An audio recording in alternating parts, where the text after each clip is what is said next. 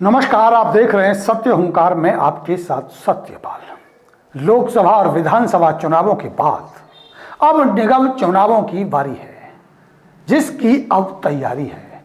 लोकसभा का चुनाव देश का चुनाव था, विधानसभा का चुनाव प्रदेश का चुनाव था, अब निगम का चुनाव आपके शहर आपके क्षेत्र का चुनाव होगा। राष्ट्र, धर्म और जाति से हटकर क्या ये चुनाव विकास के लिए होगा, ये सबसे बड़ा सवाल है। क्योंकि चुनावों से पहले तो मुद्दों की बात होती है, क्षेत्र के विकास की बात होती है, प्रत्याशी के अच्छे और बुरे की बात होती है। लेकिन जैसे ही चुनावों का समय पास आता है, मतदान का वक्त आता है, सब मुद्दे गौण हो जाते हैं, अच्छाई बुराई की बातें छिप जाती हैं। बस कौन किसके साथ और कौन किसका विरोधी, इस पर बात होती है। आप किस विषय पर बात करेंगे, किस मुद्दों पर वोट करेंगे, आप समझिए। लेकिन हम आपको क्षेत्र की दुर्दशा से रूबरू जरूर कराएंगे। जो हालात इस वक्त फरीदाबाद के रिहायशी इलाकों के हो चले हैं, उस पर चर्चा जरूर करेंगे और इस विषय पर बात होनी भी चाहिए। और इस महत्वपूर्ण विषय पर आप हमसे सहमत हो या ना हो, आपको हमें हमारी इस वीडियो को शेयर करके समर्थन जरूर करना चाहिए। चैनल को सब्सक्राइब और फॉलो भी करना चाहिए, ताकि आने वाला हर वीडियो, हर आवाज़ जो आपकी आवाज़ होती है, हर समस्या नेताओं तक, जनता तक, लोगों तक पहुंच सके। इन हालातों के लिए जिम्मेदार कौन हैं जो आज फरीदाबाद के बने हैं, आप खुद समझिए। इन हालातों से आप कैसे निकल सकते हैं, आप खुद समझिए। हमारी समझ में इस फरीदाबाद शहर की ना तो राजनीति समझ आती है और ना ही शासन और प्रशासन की कार्यप्रणाली। शहर को बसाने संवारने में लगी इंजीनियरिंग की तो बात करना छोड़ दीजिए। अब सबसे पहले आपको हम बात करते हैं फरीदाबाद शहर को संवारने का काम नगर निगम, एफएमडीए, स्मार्ट सिटी, अमृत योजना, पीडब्ल्यूडी, सीपीडब्ल्यूडी के साथ साथ विधायक फंड, सांसद फंड, राज्य और केंद्र की अलग अलग योजनाओं के माध्यम से जो फंड मिल रहा है वो फंड, तथा शहर को सजाने और संवारने के साथ साथ शहर के नागरिकों की मूलभूत सुविधाओं के लिए काम किया जा रहा है। लेकिन इस शहर फरीदाबाद में विभागों की आपसी तालमेल की कमी कहें या इंजीनियरिंग के नायाब नमूने किसी भी कार्य की गुणवत्ता तथा किसी भी प्रकार के काम की प्लानिंग करते ही नहीं है। पहले रोड बन जाती है, बाद में सीवर लाइन डाली जाती है, पानी की पाइपलाइन के बहाने उन नई बनी हुई सड़कों को उनके कार्य पूर्ण होने से पहले ही तोड़ दिया जाता है। अमृत योजना के माध्यम से डाली जा रही सीवर की लाइन डालने के साथ ही ब्लॉक होती जा रही है। सीवर की पाइप को बिना किसी बेस के, यानी उसके नीचे कोई बेस नहीं होता, सीधा खुदाई करके दबा दिया जाता है। किसी भी पाइप को सीधा मिट्टी में खुदाई करके, और जो 12-12 फुट गहरी लाइनें हैं, जो 4 इंची से लेकर के 8 इंच, 9 इंच, 10 इंच, 12 इंच तक के प्लास्टिक के पाइप हैं, उनको डाल दिया जाता है, बिछा दिया जाता है और ऊपर से जेसीबी से भर भर बाकेट मिट्टी डाली जाती है। आप सोचिए, उनके जॉइंट, उनका जो मोटाई है वो सलामत रहती है क्या, बचती है क्या, ये तो भगवान भरोसे है। मैनहोल इतने कमजोर हैं कि साइकिल के पहिए से, मोटरसाइकिल के पहिए से ही सारे के सारे ढक्कन टूट करके चकनाचूर हो रहे हैं। जीटी में मिट्टी भर दी जाती है। जीटी समझते हैं ना, जो आपके घर का पानी उस मेन लाइन में लेकर के जाएगी, और एक छोटा सा चैम्बर आपके घर के दरवाजे पर बनाया जा रहा है, जिसकी हमने पहले वीडियो भी बनाई थी। तराई वगैरह, ठंड, जो पानी डाला जाता है, क्यूरिंग जिसे बोलते हैं, वो हुई नहीं प्रॉपर, और सीमेंट का गुणवत्ता का कोई ख्याल नहीं रखा गया। वो इतने कमजोर हैं कि हाथ से बिस्कुट की तरह आप उन्हें तोड़ सकते हैं, और वो सारे टूट गए। उन चैम्बरों के अंदर, सबके अंदर मिट्टी भरी जा चुकी है। गलियों में टाइलिंग का काम हो रहा है, जिसे हम विकास की धारा बहता हुआ कह रहे हैं। लगातार टाइलिंग का काम किया जा रहा है, इसमें कोई शक नहीं है। लेकिन जो सीवर चालू नहीं हुआ अभी तक, अभी उसकी सफाई भी होनी है एक बार फिर, और दोबारा से तोड़फोड़ होनी है, वो अलग बात है। वो चालू नहीं हुआ, तथा नाली बनाने का कोई प्रपोजल है ही नहीं।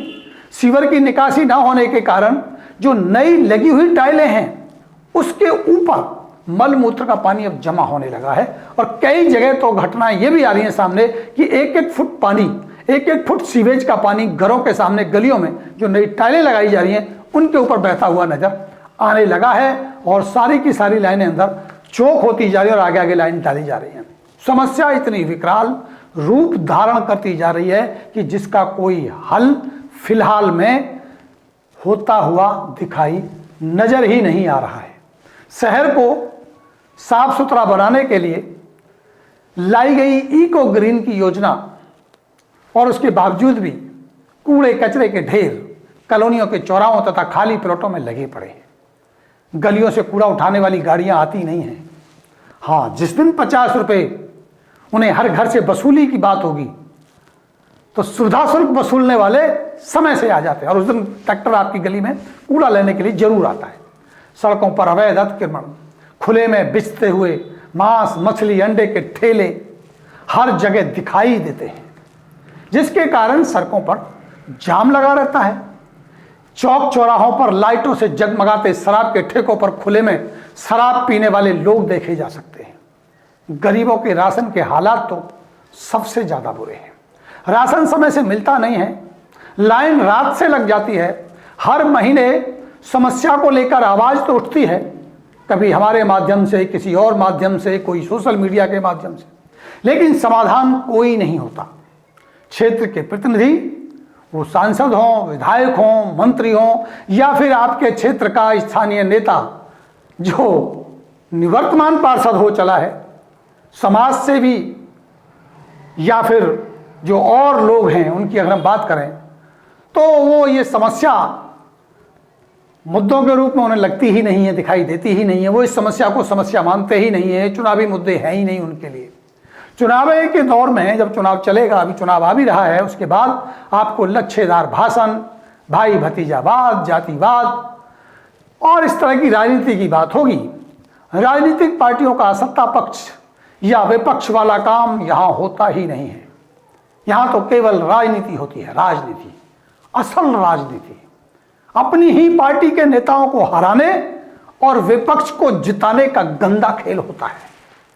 बदले में मोटी रकम का लेन देन होता है। क्षेत्र के विकास से किसी का कोई लेना देना नहीं है। चाहे वो किसी भी पार्टी का नेता हो, वो किसी भी पार्टी के नेता से समर्थन ले सकता है, वोट की डिमांड कर सकता है। यही देखा है आपने पहले भी कि लोकसभा में भाजपा वाले कांग्रेसियों को और कांग्रेस वाले भाजपाइयों को जिताने में लगे थे। ये अलग बात है कि जनता ने अपना फैसला दे दिया और उसके बाद जब विधानसभा का चुनाव हुआ तो जो भाजपाई थे वो कांग्रेसियों के साथ और जो कांग्रेसी थे वो भाजपाइयों के साथ, तो कोई आम आदमी पार्टी के साथ, तो कोई दूसरी पार्टी के साथ, तो कोई तीसरी पार्टी के साथ समर्थन कर रहे थे और उसकी एवज में मोटी मोटी रकम ले रहे थे, जिसके स्पष्ट रूप से संकेत नजर आ रहे थे। कार्यकर्ता कहां लगे, उनकी वीडियो वायरलें हुई। ये सब राजनीति इस शहर फरीदाबाद का आम राजनीतिक अखाड़ा बन चुकी है। शहर के लिए योजनाएं हैं, बजट है, काम भी हो रहा है, लेकिन जनता को किसी भी योजना का लाभ मिलता हुआ नजर आता ही नहीं है। योजनाएं चल रही हैं, बस चलती जा रही हैं। जैसे सीवेज की व्यवस्था 2018 से टेंडर हुआ है, चल रही है, कब पूरी होगी इसकी डेडलाइन कोई नहीं बता सकता। अभी अमृत योजना 1 थी, अब अमृत योजना 2 आएगी। कोई एक काम ऐसा नहीं है जो समय से पूर्ण रूप से पूरा होता हो। पिछले 1 साल से लगातार चुनाव चल रहे हैं। अभी नगर निगम के चुनावों का भी कुछ बचने वाला है। चर्चाएं होंगी, चुनावी सभाओं में वादों की लड़ी लगेगी, झड़ी लगेगी। सत्ता विरोधी लहर को कम करने के लिए प्रत्याशी बदले जाएंगे, लेकिन चुनावी वादे और इरादे ये भी देखने को मिलेंगे। कोई रोता हुआ अपने मान सम्मान की लड़ाई लड़ेगा और इज्जत की भीख मांग रहा होगा, तो कोई धन बल और गुंडों के सहारे बाहुबल से माहौल बनाने की कोशिश कर रहा होगा। जनता भी विकास की उम्मीद, वादों और इरादों के झांसों में नेताओं के साथ दल बदल में शामिल होकर के चुनावी चस्के का आनंद लेगी। लेकिन विकास की असलियत का क्या होगा? क्या अब की बार चुनावों में शहर की अफसरशाही को जवाब दे, फरीदाबाद की इंजीनियरिंग को सुधारने तथा विभागों में तालमेल बिठाकर काम करने जैसे मुद्दों को भी बल मिलेगा? क्या शहर के विकास कार्यों को पूरा करने की समय सीमा और धन बर्बादी जैसे भ्रष्टाचार को रोकने के मुद्दों पर भी कोई बात करेगा। भ्रष्टाचार की बात होती है, लेकिन धन कहां बर्बाद हो रहा है उस पर भी कोई बात करेगा क्या? ये तो देखना पड़ेगा। वैसे उम्मीद जीरो के बराबर है, जिस पर हमारी नजर लगातार बनी रहेगी और तथ्यात्मक चर्चा भी जारी रहेगी। आप देखते रहिए बस सत्य हुंकार। वीडियो को शेयर, चैनल को सब्सक्राइब एंड फॉलो करके हमारा समर्थन कीजिए, क्योंकि हम आपकी आवाज को इन नेताओं तक, सरकार तक, सत्ता तक और उनकी कार्य योजनाओं को जनता तक पहुंचाने का काम करते हैं। और हम आपकी आवाज बन करके आपके मुद्दों की वकालत करेंगे। बस आपका समर्थन चाहिए। नमस्कार।